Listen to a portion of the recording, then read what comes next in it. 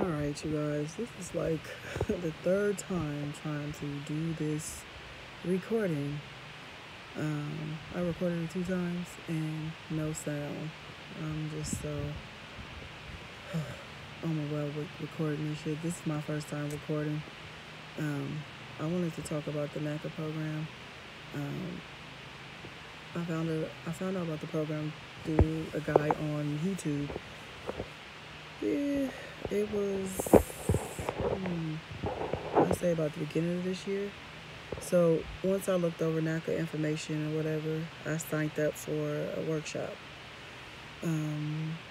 It took like 3 months in order to get to the workshop. So I went to the workshop. The workshop was wonderful. I liked it. I liked what I was hearing. I'm excited. I was ready to start the process and everything. And this was May 24th, 2019. I had attended the workshop.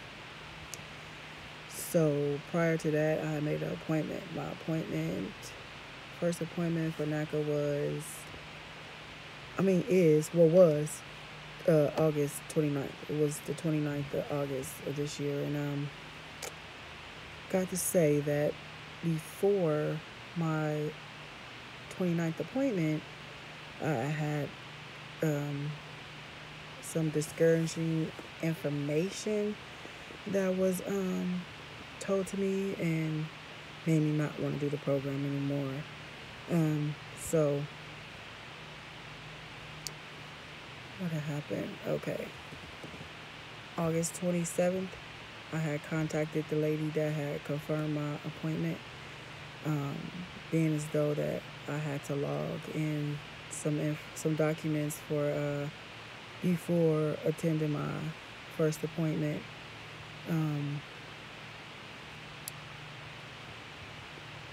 I'm sorry, I just lost track of mine. But as I was loading them in, I couldn't remember how to log in.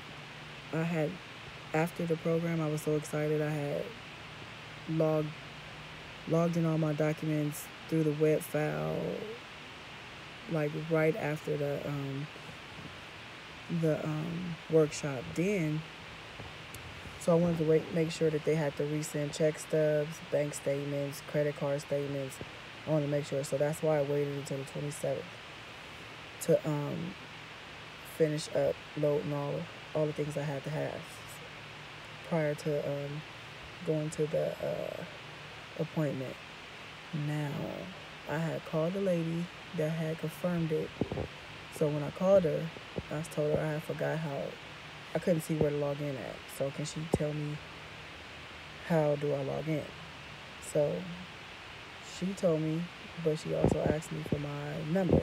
Gave her my number, and then she proceeded to say, well, you need this, and this. So I basically knew what I needed because I had already had logged in everything else before then. So she basically was telling me what I already really knew. And then I said, okay, thank you. She said, oh, no, wait. You have to bring your spouse. So I said, bring my spouse. Can't bring my spouse. So she said, well, we can't go through with the process if you don't bring your husband, or if you don't bring your spouse. So I'm like, okay, I'm gonna have to confess something to you. My husband will not be attending because he's currently incarcerated.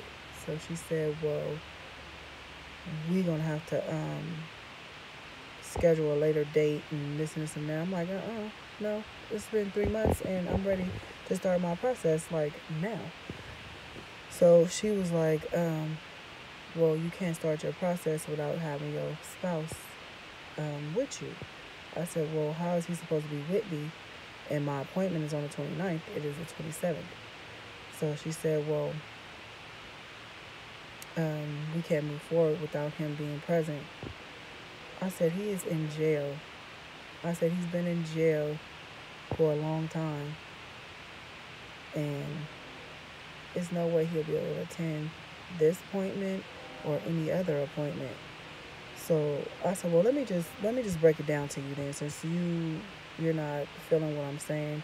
I said, first, he's been incarcerated since he was 22. He is now 44. He has a life sentence. He will not be getting out. So she said, oh, well, we're going to have to terminate your process. I said, terminate my process for what? Why? Because he's in jail? She said, yeah, because you need to bring your spouse and he needs to sign papers, and there's no way he can sign papers if he's in jail, right? I looked at the phone like, man, you know I wanted to cuss her ass out. But I said, okay, well, is there any other way that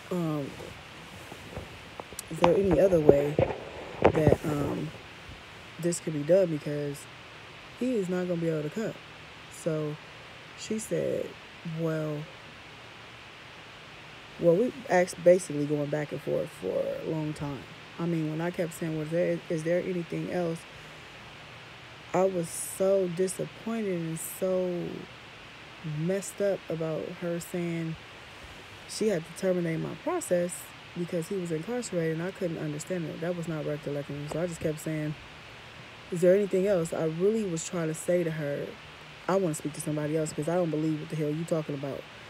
Then so she said, I said, are you sure there's nothing else that I can do or that can be done about this situation or anything? So she told me, no, this is NACA policy, and if you do not bring your husband, then we can't go any further. Really? So I said, is you sure? Is you really sure? So she said, well, it's another, gave up a little stank attitude and was like, well, it's another way. You could get a divorce, and then, you know what, we have to have proof of that too. So we still will have to either reschedule or you will have to terminate. I said, divorce? Get a divorce for this program? Is you serious? She said, yes, I'm serious. It's not a program. I said, hold on. When I went to the workshop, none of this was said. I'm quite sure there's something that could be done. And you talk about the policy, right? I said, that little handbook that they give you at the workshop, that's your policies, right? What's in that book is the policies, right? So she said, yeah. I said, well, that's not in there. So what else is there to do, ma'am? Because I can't bring it to myself to believe this. So, what is there to do? So she was like, get a divorce and bring us information. Get a divorce and bring us proof. So I hung up on her. I was mad as fuck. And then, so I said, fuck this. Mind you, this is 3 days until my appointment that she's telling me to terminate my process or divorce my husband. So I called the headquarters in Boston, and I told the lady the situation. I told her what was said. So she said, oh no. She was like, who told you this information? I gave her the name of the lady. I guess she looked her up to see who she was, and she was like, oh no, she shouldn't have told you nothing like that. She shouldn't even spoke to you. She was like, me personally, I have not ran into this situation, but I'm quite sure there is something that we can do. She was like, because that don't sound right. This not a reason to terminate your process because of this issue. She said, yeah, it is an issue. She said, but they probably like how you get some kind of verification or anything or something like that. But she said, I personally haven't dealt with this, and hold on. So she told me to hold on. I guess she went and checked. And she said, well, yeah, I checked, but they said you will have to call the head person in your office. Where are you calling from? I said, I'm calling from California. So she said, oh, you in California? I said, yeah. She said, okay, hold on. So she came back. She said, well, call the head person in your office, which is Sacramento.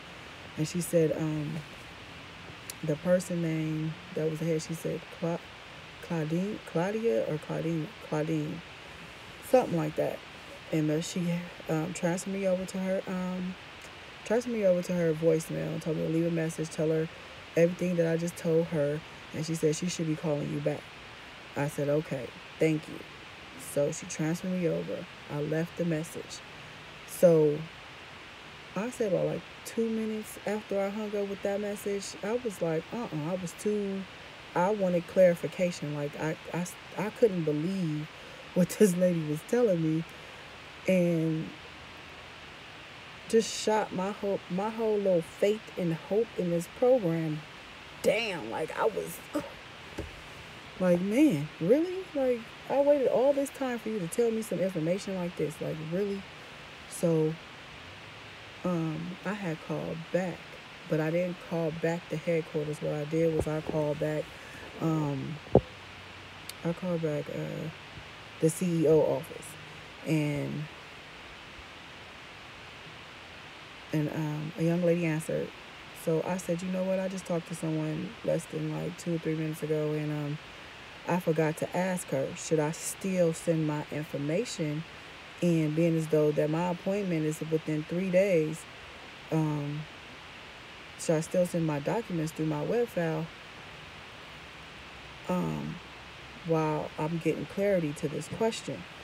So she said, well, what's the problem? If you don't mind me asking, like, what happened? Like, what's wrong?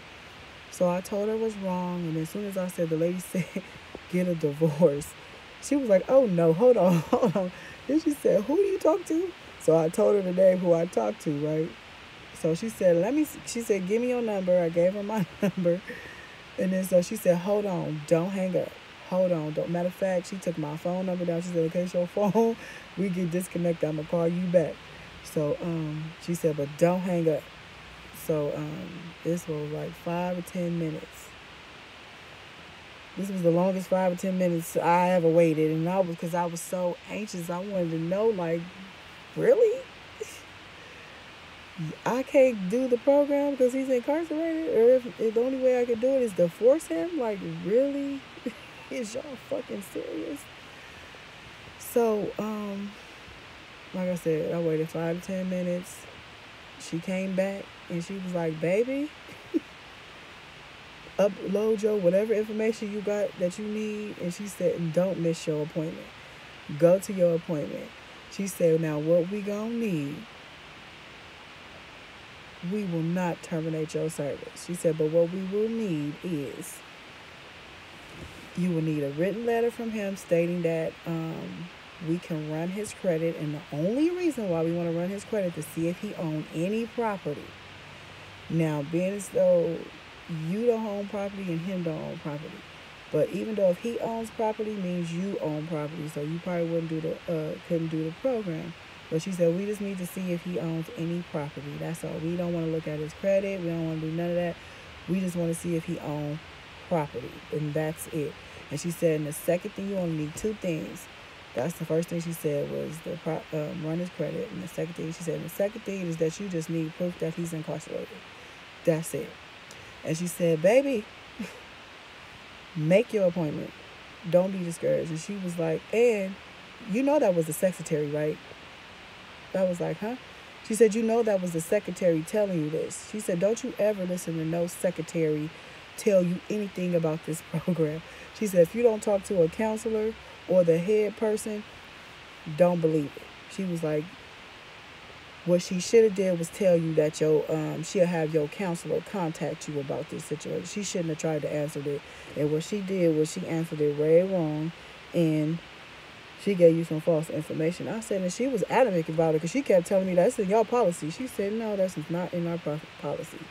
I said, they know. I said, especially if the policy is in that handbook, because I read that handbook so many motherfucking times. So, I was so discouraged and so mad that lady told me this information. I was like, I am so thankful that I called these other people and got another answer or clarity about this situation. And it's been bothering me the whole time me and this lady was talking. So she said, no. Apparently, okay, let me stop. Let me not go too far. So then, okay, now we're here. the 29th, my appointment. I go make my appointment. I'm there with bells on. My appointment was at 9. I was there at 7:30 because I work the graveyard. I get off at 5:30. But I work in the city. I work in San Francisco. I had to go to SAC. From San Francisco to SAC is 2.5 hours. So I was there early, and I'm waiting. And in my email, when they confirm my appointment, it says come 30 to 40 minutes early. Especially if you especially if they said something about some other document or app documents, or if you couldn't upload the documents, they could upload them for you, I guess. I don't know. But it said come early. So I came earlier. So when it hit 8:40, I went and knocked on the door. That's 40 minutes early, right? So, well, it's actually 20 minutes early. My bad. But it was 8:40. I went and knocked on the door. Door was locked. I know some people was in there. Mind you, I was there at 7:30, so I watched them all walk in. So, the door was locked, no answer. So I'm standing there for like 10 minutes. I look at my phone. It say 5:52. I knock again, and then it's like I hear the footsteps. They come and they open up the door. Okay. I noticed that it was a Latino woman. Mind you, she was a Latino woman that told me this. It was a Latino woman whose name was on my email. So when I get in there, she's looking kind of weird. She's looking at me weird. And I'm looking at her hella weird. Like, is it you that was with the false information? Baby girl, don't do that to people. But, yeah. So I go in there. She asked me a few questions. And then she asked me, she gave me a questionnaire. And she was asking me questions. And then she gonna ask me again about my spouse. So I looked at her like, you already know the answer, because I know they got at you about this situation. So I just looked at her and I was like, shook my head. I really didn't answer her. So I filled out the questionnaire. I guess she gave the counselor some kind of, what's the name?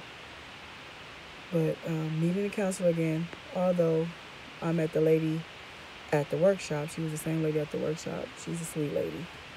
Very sweet. So I goes in. We go in over the questionnaire that I filled out. And she like, dang, I'm getting hit everywhere. I guess somebody was calling her on her phone, her tablet, her phone in the office, her messenger is going up on her computer. But actually, she said, hold on, Lakeisha, because this is my boss. I gotta take this, right? So I said, okay, that's fine. So she take it, and so she asked me a question. She said, oh, so you was told something about, I said, to terminate my process? Yeah, I was. And I was also told to get a divorce. Like, which person don't know that? That's in this program that's supposed to be helping people. So, she was like, I am so sorry that you had got misinformation, and this is why my boss is on the phone right now. She wants to talk to you, but she can't talk to you because she's on the messenger part. So I said, oh, okay. She said, just to let you know, we take highly of complaints. But I'm like, I really wasn't complaining. I wanted some clarity about my situation. Why should I have to terminate my process because he was in jail? And why did y'all feel that I needed to get a divorce to participate in the program? Like, I mean, I was not feeling that at all. So she said, yeah, that was not right. You wasn't supposed to get turned. She said, now, who told you this information? And I told her the name. She said, oh, yeah, we know who that is. So I just was like, okay. So, I mean, what's the purpose of this? So, I'm just glad that I was able to get the right information and not, because I almost started not to come. Like, that shit was so discouraging, like, for real. Like, I was not finna even go. And I told my counselor that. So she said, well, I'm glad you made it, and I'm glad you didn't listen. She said, and it's good.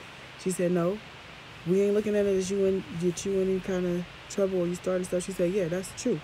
She said, because you are the first situation that something like this happened. She said, like, as you know, we do need a written statement that he's willing to let us run his credit to see if he owns any property. And I said, oh, okay, oh, yeah, I had already contacted him once the lady at the CEO office told me that. She said, no, we're going to give you a form, and he has to fill out the form, return it back to you, and give it to, and you upload it in your web file. She said, oh, we also going to need something else to prove that he has life in prison. So I said, okay, that's fine. All right. So we go over our documents, do this and do that. Basically, I had watched other people's videos, and I seen how many people had so many things in their plan, like, and I was dreading her to give me my damn plan because I was like, oh, I know she gonna give me a lot of shit to go over, a lot of stuff to go over, but thank God it wasn't really, motherfucker. Thank God that it wasn't that much. It was only like 18. I only got 18 things to do, and 2 of them things is about my husband. Another thing is about my credit. The rest of it is like bank statements and, I mean, you know what I'm saying? Stuff like that. By the time I come back, the statements that I did bring, they're going to be outdated. So, stuff like that. And I was pretty much impressed. Like, okay, I really don't have too much to go through. Like, good. Because I was like, kind of, dang, get the fuck away, dude. Sorry about that lawnmower dude, man. Like, really, you gonna come? Well, I'm trying to record this, and I've been trying to record this shit for hella long. This is like my third time doing it. The first 2 times, no sound. I'm like, what the hell? Like, really? And because the first time I did it was after I got out of my appointment. And second time is now we're trying to record it, and it didn't have no sound again. So now I'm trying to do it again. So, yeah. I'm sorry. I've been off work about 4 hours, and I still ain't went to sleep. So, I'm about to go to sleep so I can turn my ass back in at 9. But, yeah. Thank y'all for listening, if y'all listening or whatever. But, yeah. I had to ask her, too. Also, I had to ask her, like, how many times did she did this to people? How many times did she discourage clients of y'all's that she done told some fucked up information to that wasn't true? Like, I really wanted to ask him, like, is she going to get penalized? I mean, really, because I was about to not do this program because she made me so mad. And I wanted to bop her upside her goddamn head. Yes, I did. But it's good, though. I was able to get I was able to go to the interview and put whatever it is that I had to be put in. But, yeah. You know. But,